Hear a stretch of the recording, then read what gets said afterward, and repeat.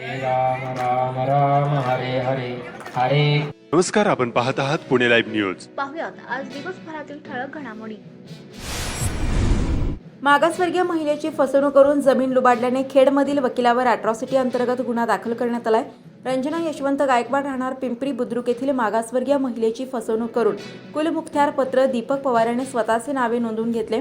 October 2023 मध्ये मौजे वडगाव पाटोळे तालुका खेड येथील वडिलोपार्जित जमीन गट नंबर 33 चे कागदपत्र महिलेने काढले असता महिलेच्या लक्षात आले की दीपक पवार यांनी मौजे वडगाव पाटोळे येथील जमीन गट नंबर 677 व 776 चे साठेकत व कुलमुखत्यार पत्र नोंदविताना त्यासोबत कुटुंबाची दिशाभूल करून काही एक माहिती न देता घाईगडबडीत वेगवेगळ्या कागदपत्रांवर सह्या घेऊन त्याचा वापर करून जमिनीचे साठेकत व कुलमुखत्यार पत्र त्याचे स्वतःचे व महिला माधुरी संतोष गिरी वय 34 वर्षे राहणार औदर तालुका खेड यांच्या नावे नोंदवलं असल्याचे समजले. त्यावरून दीपक याने फसवणूक केली असल्याची बाब समोर आली. त्यानंतर दीपक पवार यास वेळोवेळी फोन करून फसवणूक का केली याबाबत जाब विचारला असता त्याने महिलेला उडवाउडवीची उत्तरे देऊन यापुढे मला फोन करून नका असे सांगितले. त्याचप्रमाणे गावातील अनुसूचित जातीच्या अपंग असणाऱ्या इंदुबाई भागाजी गायकवाड, रजनी सुरेश गायकवाड त्यांचे भाऊ यांची देखील जमिनीबाबत फसवणूक केल्याचे तसेच सोनाली गौतम गायकवाड हिला कर्ज काढून देतो असे सांगून तिचे रोख रक्कम तसेच सोने घेऊन तिची देखील फसवणूक केल्याचे महिलेला समजले. दीपक पवार यांच्या घरी जाऊन जमिनीची फसवणुकीबाबत महिलेने विचारणा केली असता त्याने घराचे दार बंद करून खिडकीतून जातीवाचक शिवीगाळ करून धमकी दिल्याचे खेड पोलिसात देण्यात आलेल्या तक्रारीत नमूद करण्यात आले आहे. डीवायएसपी सुदर्शन पाटील यांच्या मार्गदर्शनाखाली खेड पोलीस अधिक तपास करत आहेत. खेड तालुक्यात अनेक ठिकाणी बेकायदेशीर गावठी दारूचे धंदे राजरोज सुरू आहेत. अनेकदा कारवाया करून देखील पुन्हा हे धंदे सुरू होत आहेत. आळंदी जवळील कोयाळी भागात सातत्याने कारवाया करून देखील अवैध धंदे पुन्हा सुरू होत आहेत. गुन्हे शाखा युनिट 3च्या पोलिसांनी कोयाळी येथे बेकायदेशीररित्या दारू निर्मिती प्रकरणी एका महिलेवर आळंदी पोलीस ठाण्यात गुन्हा दाखल करण्यात आला. ही कारवाई मंगळवारी दिनांक 6 फेब्रुवारी 2023 रोजी करण्यात आली. पोलिसांनी कारवाई करत तिच्याकडून 4 लाख रुपयांचे 8,000 लिटरचे कच्चे रसायन जप्त केले आहे. आळंदी पोलिसांनी गुन्हा दाखल केलाय. कोणत्याही नेत्याला व पक्षाला जुमानत नाही. मराठा आरक्षणासाठी देह ठेवण्याची वेळ आली तरी आता मागे पुढे पाहणार नाही असा खणखणीत इशारा मराठा संघर्ष योद्धा मनोज जरांगे पाटील यांनी दिलाय. मराठा संघर्ष योद्धा मनोज जरांगे पाटील यांचा दौरा सुरू असून या दौऱ्यात तीर्थक्षेत्र आळंदी त्यांचे जोरदार स्वागत करण्यात आले. संघर्ष योद्धा मनोज जरांगे पाटील यांच्या हस्ते खेड तालुक्यात 9 दिवस आमरण उपोषण, साखळी उपोषण आंदोलन केल्याबद्दल खेड तालुक्यातील आंदोलकांचा आळंदी येथे सत्कार करण्यात आला. यानंतर दुसरे उपोषणकर्ते सन्माननीय मनोहरजी वाडेकर यांचा राजगुरुनगर येथे भीमा नदीच्या पात्रात थेट मिसळणारे मैला मिश्रित पाणी, घनकचरा, नदीपात्रात थेट मिसळणारे सांडपाणी, जलपर्णी यामुळे नद्या प्रदूषित झाल्या. भीमा नदीतील पाण्यावर मोठ्या प्रमाणावर जलपर्णी असल्याचे चित्र सध्या पाहावयास मिळत आहे. काळूजवळ भामा नदीचे पात्र देखील जलपर्णीने संपूर्णपणे व्यापले आहे. खेड तालुक्यातून वाहणाऱ्या भीमा, भामा आणि इंद्रायणी या तिन्ही नद्या प्रदूषित झाल्या आहेत.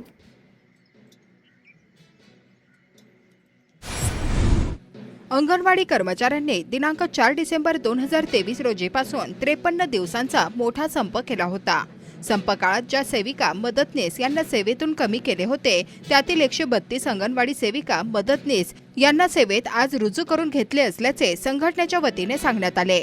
खेड तालुक्यातील 3 मदतनीस यांना सेवेतून निलंबित करण्यात आले होते. त्यांनाही सेवेत पुन्हा रुजू करून घेण्यात आले आहे. खेड तालुक्यासह जिल्ह्यातील तरुण कार्यकर्त्यांनी आम आदमी पार्टीमध्ये सामील होण्याचे आवाहन आपचे युवा आघाडीचे प्रदेशाध्यक्ष मयूर दौंडकर यांनी पत्रकार परिषद घेऊन केले आहे. वाकी बुद्रुक गावचे सुपुत्र भारतीय सैन्य दलातील सैनिक साहेबराव नारायण जाधव हे सेवेतून निवृत्त झाले. राजगुरुनगरमध्ये त्यांचे मित्रमंडळी आणि जाधव परिवाराकडून स्वागत करण्यात आले. तसेच मायभूमीत परतल्यावर हुतात्मा राजगुरू भगतसिंग आणि सुखदेव यांच्या अर्धाकृती मूर्तींना पुष्पहार अर्पण करून माजी सैनिक जाधव यांनी अभिवादन केले. खेड कृषी उत्पन्न बाजार समितीच्या चाकण येथील महात्मा फुले मार्केटमध्ये बुधवारी 7 फेब्रुवारी 2024 रोजी कांद्याची 11,000 पिशवी आवक होऊन कांद्याला 1,000 ते 1,500 रुपये एवढा दर मिळाल्याचे बाजार समिती प्रशासनाकडून कळवण्यात आले आहे. दरम्यान बटाट्याची 3,200 पिशवी आवक होऊन प्रति क्विंटलला 1,200 ते 1,600 रुपये भाव मिळाला. लसणाची 50 पिशवी आवक होऊन लसणाला प्रति क्विंटलला 15,000 ते 25,000 रुपये एवढा भाव मिळाल्याचे बाजार समितीने सांगितले आहे. गारगोटवाडी ग्रामपंचायत माध्यमातून हळदी कुंकू समारंभ निमित्ताने लकी ड्रॉ पद्धतीने मानाची पैठणीचे वाटप करण्यात आले. खेड कृषी उत्पन्न बाजार समितीच्या चाकण येथील महात्मा फुले मार्केटमध्ये राज्यातील विविध जिल्ह्यातून शेतकरी शेतमाल घेऊन येतात. मात्र बाजार समितीचे काही कर्मचारी अत्यंत असभ्य वर्तन करत असल्याच्या तक्रारी समोर येत आहेत. त्यामुळे काही शेतकरी या मार्केटकडे पाठ फिरवत आहे. प्रशासनाच्या उद्दामपणाचा अनुभव अनेक शेतकरी आणि व्यापाऱ्यांना येत असल्याची बाब समोर आली आहे. चाकणच्या मार्केटला पण मला इथं व्यवस्थित भाषा नाही भेटली की तुम्ही विळून काही इकडे काय आले तिकडे दुसरं आणलं जायचं मार्केटला. चाकणला यावं का नाही आम्हाला माहीत नाही काय करावं नेमकं मार्केटला. ते गाडी अनलोड करायला चालू होते ते म्हणजे 1.5 तास लागतं गाडी लोडिंग करा अनलोडिंग करताना. तर गाडी माझी एम एस 25% उसवून वाटते ते म्हणजे उसवून आणलं घेऊन जरा गाडी माझ्यावर टमाटे आणले होते तर ती म्हणले की इकडं कुठले पण विचारलं त्यांनी स्पष्ट म्हणजे म्हणलं बीडचे ती म्हणले बीडचे तर तुम्ही तिकडचं उस्मानाबाद जिल्ह्याकडं तिकडंच मार्केटला इकडं कशा आले खपायला म्हणले. अशी उघड भाषेमध्ये कर्मचाऱ्याची भाषा चालू आहे. कशी हे मार्केट कमिटीच्या ह्याने चौकशी करावं ते कर्मचाऱ्याची अवघे समजा असं शेतकऱ्याला वरतून काय का शेतकरी आल्याच्या नंतर त्याची सोय करायला पाहिजे. मार्केट कमिटीच्या जे कर्मचारी आहेत त्यांनी अशा उघड भाषेमध्ये नाही शेतकऱ्याला हे करायला पाहिजे. मार्केटला माल आणावं का नाही असं आज म्हणजे समजा भ्रमात पडायला लागलो आम्ही. खरबूज घेऊन आलो. आमच्या ड्रायव्हरला उघडपणे त्यांनी भाष्य केलेली तुम्ही इकडे कशाला आले तुम्ही बीडचे तर तुम्ही तिकडे उस्मानाबादला जा इकडे येत जाऊ नका. त्या भाषेतच त्यांनी सरळ सांगितलं आम्ही यावं का नाही यावं हेच आम्हाला सांगा. चाकण तालुका खेड अखिल भारतीय वारकरी मंडळ व श्री सावतामाळी समाज तरुण मंडळ यांच्या वतीने श्री गणेश जयंतीनिमित्त अखंड हरिनाम सप्ताह व भव्य ज्ञानेश्वरी पारायण सोहळा चाकण बाळआळी येथे बुधवार दिनांक 7 फेब्रुवारी ते बुधवार दिनांक 14 फेब्रुवारी पर्यंत आयोजन करण्यात आले आहे. यावेळी विविध मान्यवर उपस्थित होते. श्री संत सावतामाळी समाज मंडळ दरवर्षी हरिनाम सप्ताहाचं आयोजन करीत असते. यावर्षी साधारण हा 16 वर्ष या सप्ताहाला पूर्ण झाले आणि 17वा हरिनाम सप्ताहाचं आयोजन पंचायत समितीचे माजी सदस्य कृषी उत्पन्न बाजार समिती खेडचे माजी सदस्य अमृतनाना शेवकरी हे दरवर्षी हा सोहळा आयोजित करीत असतात.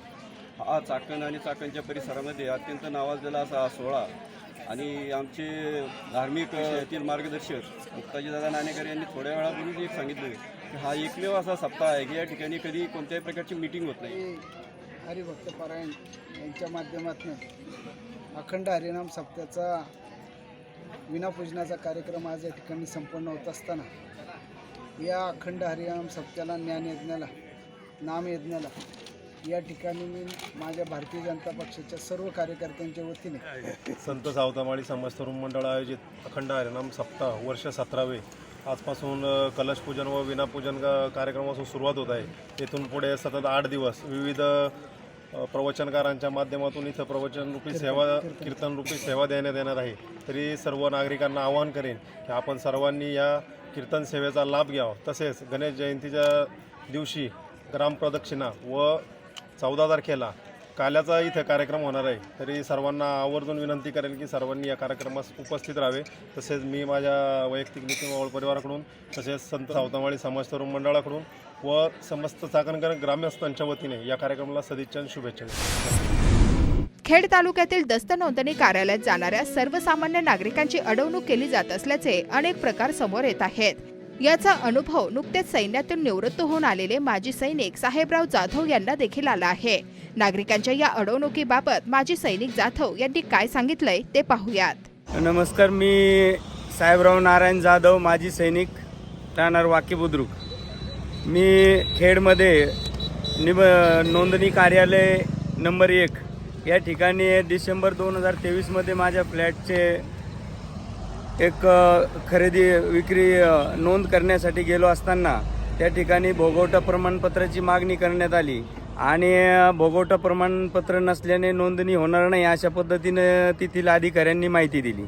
परंतु त्याच्यानंतर काही वेळानंतर अगदी 1 तासानंतर मला भोगवटा प्रमाणपत्र मिळाल्याने त्याची नोंदणी झाली. परंतु मी माझं काम झाल्यानंतरही एक माहितीच्या अधिकाराखाली त्यांच्याकडनं माहिती मागितली की तुम्ही आजपर्यंत भोगवटा प्रमाणपत्र असल्याशिवाय ज्या फ्लॅटची खरेदी विक्री नोंद केलेली आहे ती कोणत्या नियमानुसार केली आणि माझी खरेदी विक्रीची जी नोंद आहे फ्लॅटची ती कोणत्या अधिकारानुसार अडवतात त्याविषयी माहिती मागितली असता त्यांनी या पद्धतीने माहिती दिली आहे की सदनिका किंवा फ्लॅट विक्री किंवा खरेदी करताना त्याची नोंद करताना तुम्हाला भोगवटा प्रमाणपत्राची आवश्यकता जरी असली तरी भोगवटा प्रमाणपत्राशिवाय किंवा कंप्लिशन सर्टिफिकेट नसल्याने तुमचं खरेदी विक्रीची नोंद अडवता येत नाही.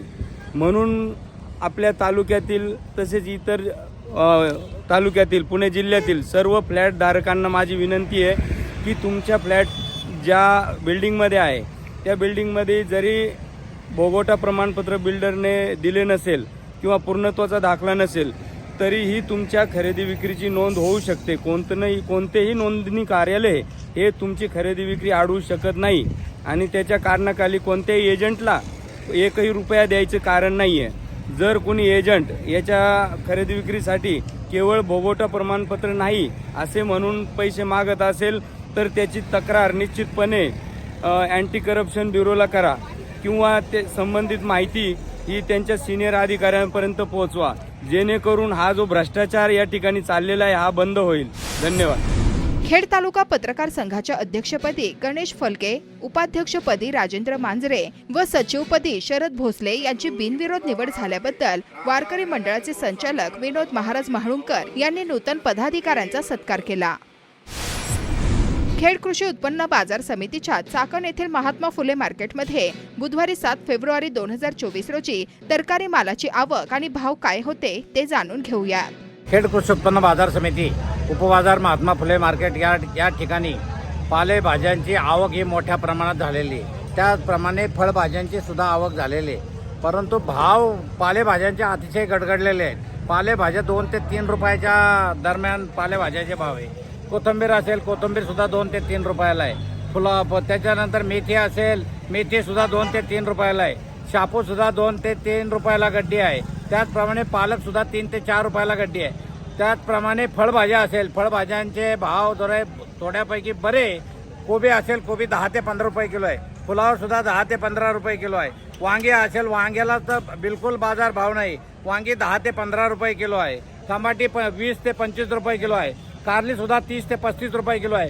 गवार 70 ते 80 रुपये किलो आहे. दुधी भोपळा 10 ते 15 रुपये किलो आहे. शेवगा 60 ते 70 रुपये किलो आहे. मिरची 30 ते 50 रुपये किलो आहे. दोडका 50 ते 60 रुपये किलो आहे. शिमला मिरची 50 ते 60 रुपये किलो आहे. वालवर 10 ते 20 रुपये किलो आहे. राजमा सुद्धा 25 ते 35 रुपये किलो आहे. चवळी सुद्धा 20 ते 25 रुपये किलो आहे. तोंडली सुद्धा 20 ते 25 रुपये किलो आहे. त्याचप्रमाणे श्रावणी एवढा असेल तो सुद्धा 30 ते 35 रुपये किलो आहे. पावटा सुद्धा 30 ते 40 रुपये किलो आहे. भेंडी सुद्धा 20 ते 35 रुपये किलो आहे. गाजर 10 ते 15 रुपये किलो आहे. कोसावळे 25 ते 30 रुपये किलो आहे. बीट 10 ते 20 रुपये किलो आहे. डांगर सुद्धा 10 ते 18 रुपये किलो आहे. वटाणा 30 ते 40 रुपये किलो आहे. काकडी 10 ते 15 रुपये किलो आहे. तूर सुद्धा 60 ते 70 रुपये किलो आहे. सर्वसाधारण बाजारामध्ये अशी स्थिती आहे. माझं नाव मी अशोक बाबराव जाधव, चाकण आगरकरवाडी. मी पूर्ण शेतीमध्येच काम करतो. माझ्या स्वतःचा शेतीचा व्यवसाय आहे. कोथिंबीरचा बाजार फार पूर्ण डाऊन झाला, मेथीचा पूर्ण डाऊन झाला आहे. आज मी सकाळी मेथी आणली 300 350 मेथी, तर ती 200 रुपयाने गेली. काय करायचं, आम्ही बियाचे पैसे सुद्धा वसूल झालेले नाही. कोथिंबीरचं तसंच झालं आहे. आई असं सोडून द्यायचं म्हणलं तरी आमची कॅपॅसिटी संपलेली. 2 रुपयाने मेथीची गड्डी गेल्यावर करणार काय शेतकरी? बियाचे सुद्धा पैसे वसूल नाही आहे. काय करायचं? उपटून आम्ही काही बांधावर टाकले, बांधावरला तुम्ही शूटिंग काढून घ्यायला याला, तसं बी काय नाही. मी तर चाकण आगरकरवाडी. खेड तालुक्यातील राजगुरुनगर शहराचं अॅनिमी व्हर्जन सध्या सोशल माध्यमात चांगलंच व्हायरल होत आहे.